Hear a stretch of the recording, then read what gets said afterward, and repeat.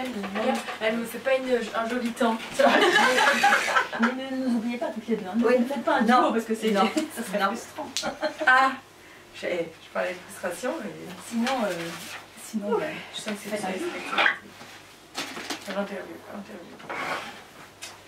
l'interview du 10 avril. Oui. Ok. Ok. Bon, merci pour votre ponctualité, merci pour votre présence ce matin. Donc, revenons sur les questions qui concernent le thème de la conférence, ambition et séduction. Avez-vous des questions, des interrogations, des contestations? Moi, j'ai une question qui est venue. Il me semble que ça a de l'impact quand on a, entre guillemets, de l'ambition pour quelqu'un. Et donc, je vois bien, pas de fierté, pas de déception, etc. Mais le fait de porter une ambition pour quelqu'un, par exemple pour son enfant, est-ce que ça a un impact? Moi, il me semble que oui. Est-ce que je me trompe? Est-ce que c'est bienveillant? Est-ce que c'est positif pour l'enfant? Est-ce que... Tout dépendra de ma capacité à supporter qu'il ne fasse pas ce que je pense être bien pour lui. Mais de lui souhaiter d'être dans une expansion, un projet, oui. D'accord. Oui. Je vérifie avec toi, tu parles d'ambition ou d'exigence? Non, d'ambition. D'ambition. Ouais. Parce que j'entendais. Mais je peux avoir des exigences aussi. Oui. Sans que ça conduise à être dans la performance. Oui, je peux avoir des exigences. Pour grandir, oui, en fait. Dans le cadre que je pose. Pas forcément pour les résultats. Oui, c'est ça. Par exemple, pas de maman, par exemple. Oui, c'est ça. Quelque chose qui soit à l'inverse de ce qu'on voyait hier, ce que j'appelle, un terme générique qui serait une forme d'abandon de poste, de paresse, de complaisance, donc de déni du principe de réalité. Ah oui. Donc l'ambition serait plutôt du côté de donner des permissions? Oui, oui. Et de donner un modèle. Oui. Et un modèle. Et des encouragements. Voilà, des encouragements, un élan, je pensais à l'élan, mais favoriser l'élan. Oui. C'est ça qui me touche parce que voilà, je vais accompagner des jeunes et je vois bien que ce soit des jeunes ou des enfants, il y en a parfois qui ont perdu tout espoir, toute croyance qu'ils peuvent progresser, réussir, tout ça, et que le fait de se sentir porté par d'autres, qu'il y ait l'élan qui soit porté par d'autres, ils peuvent s'appuyer dessus pour reprendre leur élan, j'ai l'impression. Oui. Non mais le mot important là, c'est élan. Oui, voilà. Merci pour cette question.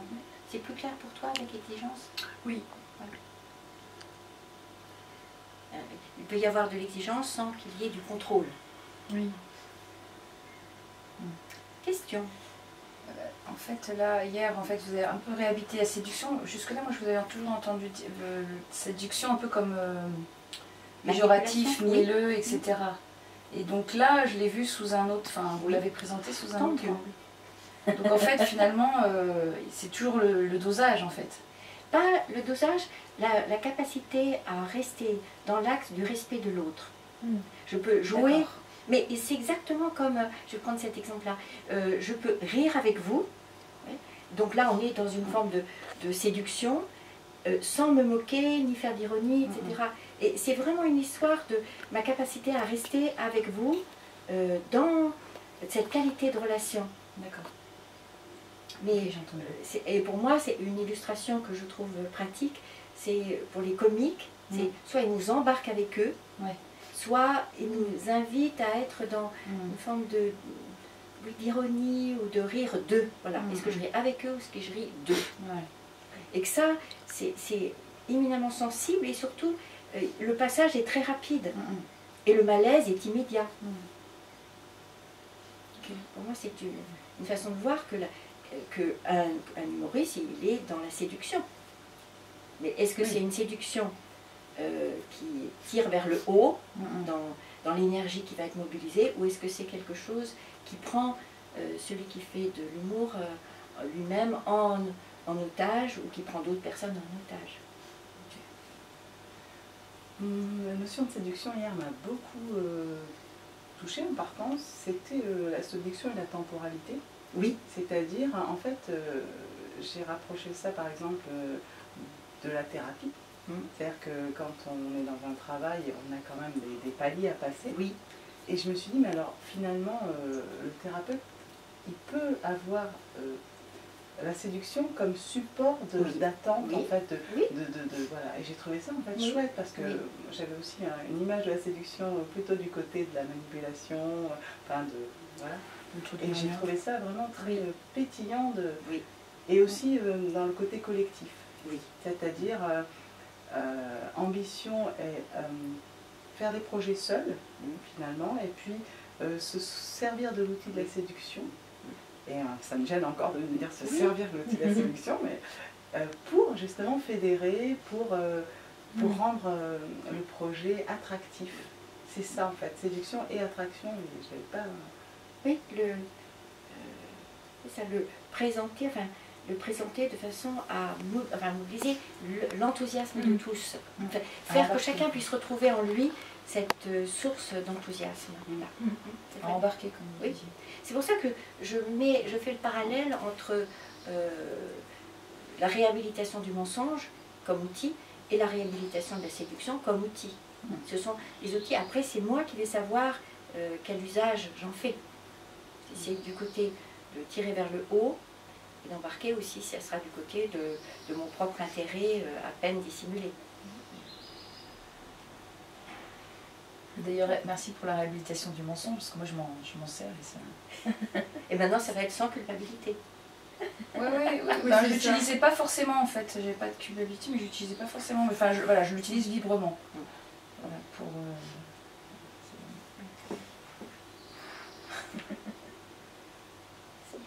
Question? Observation? Moi, je suis plus en contact avec la séduction dans le milieu professionnel avec la vente. Oui. Et j'ai entendu effectivement hier quelque chose qui remontait vraiment vers un outil qui pouvait être quelque chose de positif, mais dans mon travail, je suis quand même mal à l'aise toujours. J'ai l'impression de... Le mot qui me vient, c'est pas juste, parce que en fait, d'être au milieu d'un... Pas d'arnaquer, mais d'être au milieu d'un... Entre deux, c'est-à-dire que d'un côté, il y a une entreprise que je dois faire tourner, puisque finalement, mon rôle, c'est ça, et de l'autre côté, il y a des clients qui viennent me solliciter, et en même temps, il faut... Chacun est dans une forme de séduction, le client autant que l'entreprise, que moi, et comment... j'ai entendu que c'était un outil, et j'ai trouvé ça génial, mais comment... une question. Alors. Tu ne voulais pas dire ça arnaqué?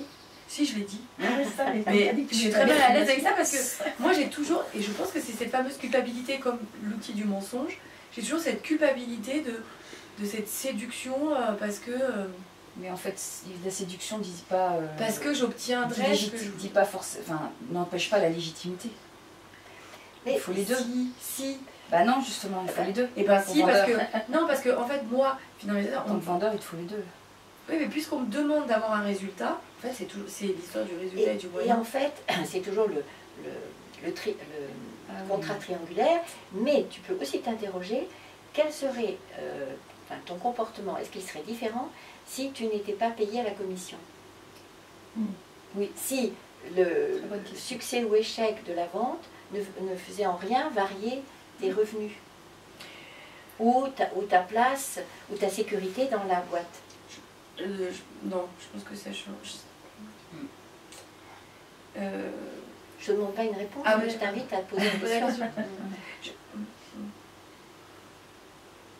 En fait, je pense que je suis plus mal à l'aise par rapport au contrat de résultat plutôt qu'au contrat de moyen.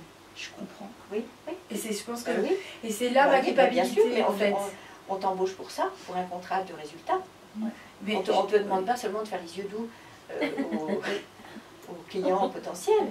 Alors comment, ma question c'est ça, comment sortir de la culpabilité comme l'outil du mensonge? C'est changer de métier ou changer de métier ou changer... Qu'est-ce qui est plus simple pour toi? Changer le sens aujourd'hui. Ou changer le sens que tu donnes à ton métier. Parce que moi, personnellement, dans la vente, moi j'ai mon manager qui est énervé parce que il ne comprend pas, je ne peux pas stresser si je ne fais pas mes résultats. Mais moi, je ne regarde pas mon objectif en fait. Je vis, je m'amuse dans mon métier, je fais le mieux que je peux. Et puis de toute façon, on te donne des objectifs quelquefois qui sont délirants, donc ils sont délirants. Enfin voilà. Et puis après, par contre, effectivement, ça génère un stress parce que si tu ne fais pas tes objectifs, il faut peut-être trouver un plan B à ce moment-là. Moi, je suis un peu là-dedans. Là. Oui, donc c'est une autre forme de séduction vis-à-vis de ton manager. Oui. C'est plus, enfin, je dirais la société qui est en... Enfin, Il aurait le temps de poser la question. ouais. C'est plus une forme de séduction vis-à-vis de mon manager. Je trouve pas que ce soit la séduction vis-à-vis de mon manager. C'est moi pour être droite dans mes bottes surtout. Pour être dans mon énergie. Oui. Tu vois. Ouais. C'est-à-dire je prends pas... J'ai des règles du jeu, mais je prends celle qui me convient. Je mets de côté celle qui ne me convient pas. Et puis je fais avec. Finalement, c'est de jouer entre... parce que j'ai entendu parler d'éthique. Oui. Entre l'éthique... oui, c'est toujours plein de triangles. Entre l'éthique, entre les outils, mais et surtout entre l'interlocuteur que j'ai en face de moi. Bien sûr, mais quand je parle d'éthique, je parle de notre capacité à faire varier ou pas les frontières. Qu'est-ce que je peux faire entrer dans mon cadre de référence et qu'est-ce que je ne fais pas rentrer parce que c'est trop, le prix à payer est trop élevé ou ça me dérange trop ou que ça me fait perdre ma cohérence intérieure ou ma légitimité. Tu vois, tout ça, mon axe. Au respect ou à la relation. Oui, oui, Par oui. exemple, ambition et séduction, ok, mais jusqu'où? Enfin, c'est-à-dire jusqu'à la limite de respecter le client, Oui. respecter... Et de mes objectifs aussi pour moi, enfin ce que vous disiez. C'est vraiment, ça vient faire bouger tout ce qui se passe dans mon cadre de référence. Moi je me compare, il faut qu'on soit comme un Rubik's Cube finalement si tu veux. Ah, ça, c'est une belle image. Ah oui. Merci pour l'image, la métaphore. En tout cas, moi je suis très en contact depuis hier soir avec le mot désir. Parce que tu parlais d'ambition. Et pour moi, ça a réveillé le désir. Et à quel endroit ça a été flingué, en fait. Et le lien avec ce que tu as dit juste avant, c'est que si toi tu n'es pas mu par un désir pour ta vie, ce que tu en veux, tu vas laisser la place au désir des autres, notamment ce que va te demander ton patron. À ce moment-là, ton malaise viendra de ce que tu veux réaliser son désir à lui et que ton désir va disparaître.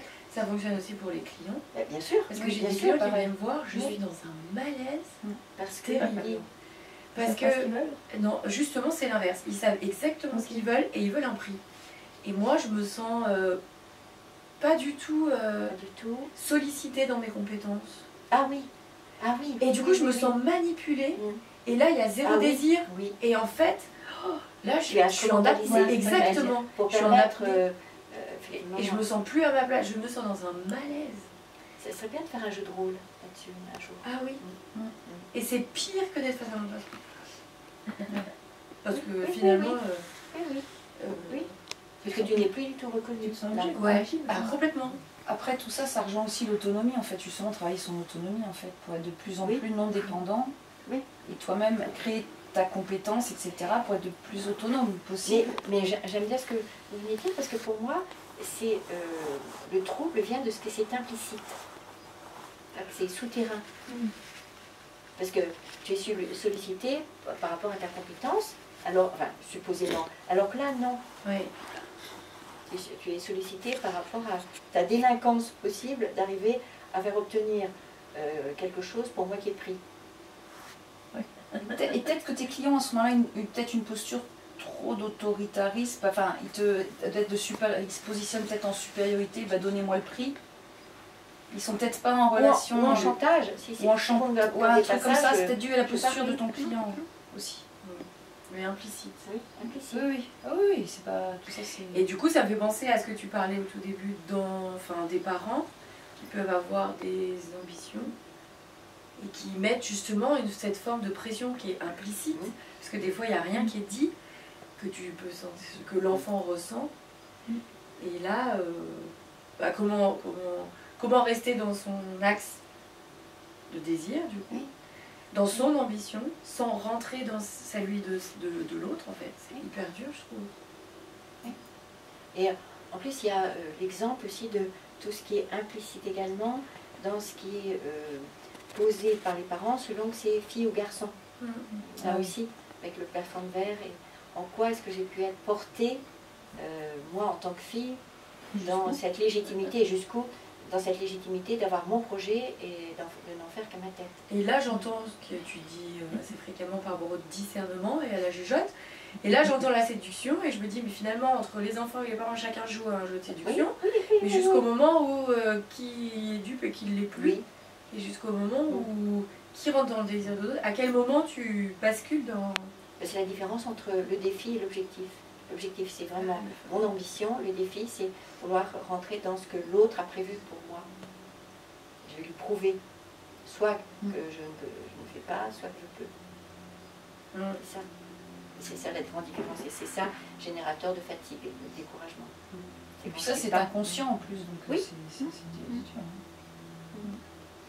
J'ai Léna. un cas concret en fait, et parce que Je fais un cas de conscience. Ouais, moi aussi ça. Justement hier, enfin quand on a parlé d'ambition, de transformation après la réparation, oui, et de résilience. Alors du coup, je me suis posé des questions par rapport à 2 projets institutionnels que j'ai menés et que j'ai vraiment menés en droite ligne, c'est-à-dire je sais pas, ce sont des projets intergénérationnels dans un accueil de jour Alzheimer où j'ai contacté des assistantes maternelles pour les faire venir et faire un projet d'éveil musical. Et j'ai vraiment porté ces 2 projets dans 2 institutions différentes, seule. Et dans la première institution, ça a été très facile. J'ai eu l'accord du directeur en 5 minutes après un mail et j'ai monté mon projet très facilement. Dans le deuxième, il a fallu que j'attende 4 mois d'avoir des accords de partout. Et à chaque fois, en fait, ce qui m'a troublée un peu, c'est cette question du collectif, c'est que j'étais seule sur cette trajectoire, que ça plaisait, mais en même temps que j'avais beaucoup de résistance de la part des collègues, parce que c'était un projet nouveau, alors comment les personnes allaient l'accueillir, etc. Enfin, ça va les fatiguer, ça va ceci, ça va cela. Et moi, j'avais une assurance par rapport à ça, et du coup, portant ça, c'est pour moi une ambition assez intuitive ou instinctive, je ne sais pas lequel des deux. Et donc ce sont 2 projets qui ont très très très bien marché. Et à la fois, en fait, comment dire, peut-être la notion de reconnaissance, mais il y avait quelque chose quand même de froid. Voilà, c'est ça que je veux dire. Parce qu'il y a un point commun avec ton exemple, Céline, dans la mesure où tu as l'air de dire, Léna, que ce qui était donné comme raison du manque d'avancement du projet, c'était l'institution, les autorisations, etc. Et à ce que tu dis, c'est évidemment pas ça. C'est évidemment quelque chose de la résistance de l'équipe, mais qui se planque derrière l'institution, qui ne ferait pas ce qu'il faut. Et donc je pense que ton trouble venait plutôt de cette menterie là, ou ce double fond. Ah oui, c'est-à-dire par rapport à ce qu'il te disait, parce que tu l'as dit, tu as dit qu'ils embarquaient sur le projet, ils étaient emballés, là. Et en fait, il y a du sabotage. Et oui, et un double message, un message, enfin, pas paradoxal complètement, mais un double message. C'est nous on a envie, mais on ne peut pas. Oui, mais. Oui, mais. Et que toi, bien sûr, dans cette chose instinctive de toi, tu savais qu'il y avait tromperie, et qu'il y avait une résistance qui n'était pas posée comme telle. Parce que si les gens avaient été plus cash en disant « écoutez, non, vraiment, on a un doute, etc. », tu aurais été moins mal. Alors que là, il y avait un sourire, mais qui disait une grimace. Et bravo d'avoir réussi dans les 2 cas. Et alors, satisfaction de l'équipe aussi à la fin, ou double message encore? Eh bien, je crois, jalousie, tout simplement. Ah bon? Tout simplement. Oui. C'était vraiment, en fait, il ne fallait pas que ça marche. Et ça a fonctionné quand même contre vents et marées, parce que voilà. Et grâce à ta belle énergie, oui. Tu peux célébrer là. Mais oui, c'est étonnant. Et en fait, ce qui est étonnant, c'était la notion de fragilité, vulnérabilité hier. On parlait de quand les réparations ne sont pas faites, enfin, ne sont pas toutes traversées. Avoir des projets ambitieux, c'est aussi les faire dans un certain socle de vulnérabilité. Et oui, mais Léna, moi je te vois aussi dans un léger déni je généraliserai, de notre capacité plus ou moins grande à travailler dans une institution. Parce qu'il y a de la mauvaise foi, il y a de la résistance, et que tout le monde n'est pas équipé pour ça. Il y a des gens qui ne peuvent pas faire quelque chose dans des institutions, dans la politique ou dans des choses comme ça, dont nous savons bien qu'il va y avoir la force d'inertie. Et quelquefois, cette force d'inertie, elle peut aller jusqu'à de la perversité. Et notamment quand tu parles de jalousie, oui, mais ça, c'est pas affiché, donc ce sont autant de force d'inertie, c'est-à-dire qu'au lieu de reconnaître ce que ça peut me faire comme émotion, que tu veuilles, là, je vais te blâmer de ne pas faire ce qu'il faut, au lieu de dire j'envie beaucoup, ou je jalouse cette mobilisation de ton énergie. Donc, enfin, je pense que tout le monde n'est pas équipé pour traverser ces turbulences-là. Et j'admire les gens qui le font. Ouais, voilà. Ou encore mieux dire bah, merci pour ton énergie, parce que moi, Oui, ça réveille c'est la ça. mienne, et ça y est, j'embarque avec toi. Quoi. Ah, ça serait top. Mais chaque fois qu'il y a une volonté de changer une loi, etc., de voir tout ce plomb-là. Ouais. Moi, je suis vraiment touchée d'entendre vraiment les deux visages de la séduction. Oui. Oui, c'est ça. Il est dans les deux cas, c'est hyper fort. D'un côté, c'est vraiment pour permettre quelque chose, Oui. et dans l'autre, ça attire vraiment ça attire, et c'est comme s'il y avait des portes qui étaient ouvertes et qui. Mais Et qu'on claque. Et c'est pour ça que c'est j'aime bien ce que tu viens de dire, vraiment- c'est que cette séduction positive, elle est à base de célébration de ce que chacun peut apporter comme part à l'entreprise, alors que cette séduction, elle peut être flinguée à partir du moment où chacun ne prend pas la responsabilité de ce que ça peut provoquer chez lui, de résistance personnelle qui lui appartiennent. Ça fait penser au rubicule. Ça fait penser en fait, parce que tu dis souvent les portes, fermer tes portes, Oui. voilà. Et je vois vraiment, c'est une histoire de porte. Et soit elle te permet justement de passer, soit elle te permet de justement pas passer. C'est vraiment... Oui, pour le meilleur et pour le pire. Ouais, c'est ça, quoi. Mais l'autre mot que tu n'as pas dit, me semble-t-il, Léna, et que j'évoquais hier, c'est celui de l'impatience. Ah oui. C'est vrai. Est-ce que j'ai la patience d'attendre que l'équipe se mobilise et fasse quelque chose, ou non? Et je vois bien que pour moi aussi, l'impatience, ça peut être une vertu et ça peut être vraiment aussi quelque chose qui se retourne, qui est contre-productif. Et je vois à quel moment ça peut m'aider et à quel moment ça peut me faire quitter le bateau. Parce que moi, je célèbre tes grandes capacités de patience aussi pour certaines choses. J'en profite. Et d'endurance aussi. Et à chacun d'identifier dans quel registre l'impatience peut être une aide, une façon de sortir de la torpeur, sortir de l'ornière, et à quel moment ça peut être synonyme d'un attentisme, d'un excès de capacité à supporter. Et d'ailleurs, ça me fait penser à... C'est un truc que j'entends en ce moment, je me dis, tiens, il n'y a pas de transformation, c'est-à-dire quoi? C'est-à-dire je saute. Ceci dit, moi je pense qu'il y a une passerelle entre les deux. Mais je vérifie, Léna, est-ce que tu es familiarisée avec la grenouille? Non. Je t'invite à la raconter. Alors, c'est... la première grenouille, elle est dans une casserole, elle est dans l'eau et tout va bien. Froide. Dans l'eau froide et tout va bien. Et la casserole est sur, le feu. Voilà, et du coup, l'eau commence à chauffer tout doux, mais c'est très confortable parce que du coup, tu passes un bain. Et puis, sauf qu'à un moment, elle s'habitue. Et voilà, et elle ne sent pas qu'elle passe du froid au tiède, au chaud, au brûlant, et là, et elle se laisse cuire. Exactement. Alors que... Parce que j'aurais plutôt commencé par l'autre partie. Ah oui. Alors que tu jettes une grenouille dans une eau brûlante, elle saute, elle se carapate immédiatement. Parce que tout de suite, il y a le choc. Bien sûr. Alors que quand c'est tout doux... Et quand nous parlons de ces adultes qui se laissent abuser, ils sont dans la dynamique de l'enfant qui a effectivement progressivement supporté encore et encore, et l'adulte va supporter encore et encore au lieu de réagir. Et du coup, là, je vois l'image de la grenouille qui supporte. À un moment, commence à se trouver ça quand même un peu inconfortable. Un peu comme quand tu as très très très très chaud. Quand tu dis, oh, et voilà. C'est là pour les reproches. C'est qu'est-ce qui fait que je ne sois pas dans le fait de ne pas supporter du tout le moindre reproche et que je continue à entendre au téléphone ou ailleurs la personne qui va me blâmer. Là, on est vraiment dans l'histoire de la grenouille. Et donc la grenouille, ça me rappelle aussi... Bon, alors, je te termine après. Oui, la grenouille, elle saute, ce qui fait qu'elle prend un peu d'air frais. Ah oui. Non mais vraiment, j'ai élaboré, j'ai vu ça, j'ai fait... Et elle repasse dans une autre casserole. Et à quel moment elle passe dans cette autre casserole? Peut-être une passerelle, moi je dis. Plus fraîche, peut-être. Tu crois que c'est le manche de la casserole qui lui permet d'aller dans le... Eh bien, pour moi... Elle construit son tunnel pour moi entre les deux. Moi, ça me permet de revenir à l'atelier clic-clac verbal. Parce que le clic-clac, c'est ce qui permet de sortir de la casserole et de plus jamais rentrer dans une casserole.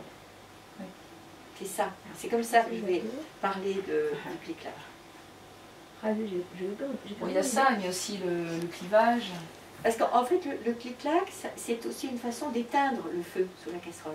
Oui, oui, c'est Parce ça. que la personne ne va plus agresser. Ah, Elle va être dissuadée. ouais, tu fermes la porte, comme tu disais. Quand tu disais, là, ça me rappelle aussi le fait de poser un stop à un ado tout de suite pour la transition, sans attendre que ça soit... Que ça soit pas exagéré, mais que Ou ça dans soit... toute collectivité, d'arrêter. Voilà, d'arrêter le moindre de respect, le moindre... frémissement. Voilà. Pour que la limite soit sentie tout de suite. Voilà. Et qu'on On n'arrive n'attend pas à pas ces que extrêmes, ça soit l'horreur. à ces scénarios. Ouais. Tu te souviens pas de la grenouille? Tu penses à changer de casserole. Non, on va éteindre le feu, quoi. Mais ça m'a fait penser, la grenouille, c'est à quel point finalement, dans les histoires de couple, quand on va dans une famille, et là on reçoit le choc puisqu'on n'est pas dans... Oui. Et là, c'est là qu'en fait, il y a quelque chose qui vient dire... ça vibre différemment. Voilà, c'est le contraste. Oui, voilà, exactement. Au lieu du côté familier, et donc rassurant parce que familier, même si c'est cruel et calamiteux. Alors du coup, tu parlais de la grenouille, mais maintenant dans l'histoire, c'était quoi déjà ce que tu voulais dire dessus, sur la grenouille? Elle passait d'une casserole à l'autre. Ah oui, voilà, c'est ça. Ou pas. Ou pas, d'accord. Enfin, toi, ça t'embêtait de faire cette hypothèse. Bah du coup, merci de cette permission, je vais pouvoir éteindre le feu. À défaut de changer, à défaut d'avoir d'autres casseroles. Mais et par rapport à ce que tu disais, Léna, tu disais il y a un choc ou alors il y a du familier, comme tu dis. Notamment, c'est pour ça que je prends l'exemple des reproches. D'ailleurs, qu'est-ce qui fait que tu peux être dans un familier, par exemple, tu te retrouves dans une famille que c'est hyper connu, hein, et cette histoire de coup de théâtre. Ah mais parce que le coup de théâtre, il fait partie du familier aussi. Il est inclus dans ce que Berne appelle la formule de jeu. Il y a point faible, attrape-nigo, toutes les transactions, coup de théâtre, enfin, coup de théâtre, moment de stupeur, et chacun touche ses bénéfices. Mais le coup de théâtre, il est aussi dans le familier. Parce que moi, il me surprend le coup de théâtre. Bah, il est fait pour ça. Oui, mais finalement, il révèle le familier. Il est inclus dans le familier. C'est comme, c'est Donc, il est toujours pas la du côté de première la fois. transformation. Non, pas du tout. Pas du tout. Pas celui-là, en tout cas. Pas celui-là. C'est plutôt l'arrivée de quelqu'un témoin d'une violence et qui va avoir une voix, une parole que personne n'a encore entendue. C'est la personne témoin. Non, c'est pas au sens de l'analyse transactionnelle. Le coup de théâtre, c'est quand tout le monde, effectivement, en a marre, supposément marre, et il y a ce coup de théâtre qui fait que chacun va récupérer ses dividendes. Alors que la personne qui arrive de l'extérieur, qui a un regard neuf, une voix neuve, et qui identifie et dénonce le jeu, celle-là, oui, ça va plus être du familier. Merci à chacune pour ce moment de remise encore en perspective. Oui, quelle est la différence entre instinct et intuition? Qu'est-ce que vous faites comme différence? Je peux passer la journée bien sûr à en parler. Là, ce que je disais hier, mais c'est complètement arbitraire et c'était ma propre perception, que je sens que je peux m'appuyer sur mon instinct quand je suis du côté de l'ambition, et plutôt de l'intuition quand je suis du côté de la séduction. C'était juste pour refaire mes distinctions entre les deux colonnes. Alors, c'est pas très clair, mais j'ai senti quelque chose en partant aussi hier sur séduction et soit identité et légitimité. Oui. C'est-à-dire qu'il y avait quelque chose, je vais le dire comme ça, de tremblant sur séduire, mais à partir de quoi? Alors, je l'ai mal dit peut-être, mais c'est-à-dire, oui, c'est la légitimité. J'aime bien ce que tu dis, Léna, parce que ça veut dire que là aussi, c'est une façon de distinguer ce qui serait cette séduction positive et entraînante. Ça, c'est quand je séduis à partir de qui je suis, alors que ce qui pourrait être négatif, c'est quand je séduis pour savoir qui je suis, pour construire mon identité. C'est cette inversion. Merci beaucoup pour ta question. Oui. Est-ce que je me rends dépendant de l'autre qui va me regarder ou pas, qui va être séduit ou pas, qui va m'aimer ou pas, pour me sentir exister, ou est-ce que j'existe et à ce moment-là je joue avec toi? Ça revient à ce que je disais sur les humoristes. Qu'en est-il de cette dépendance potentielle? Et il y avait aussi ambition, aimer, et séduction, être aimé. Oui, c'est ça. Voilà. Merci, on va arrêter avec ça. Et merci à Ah toi. bah alors du coup, je peux vous... Oui.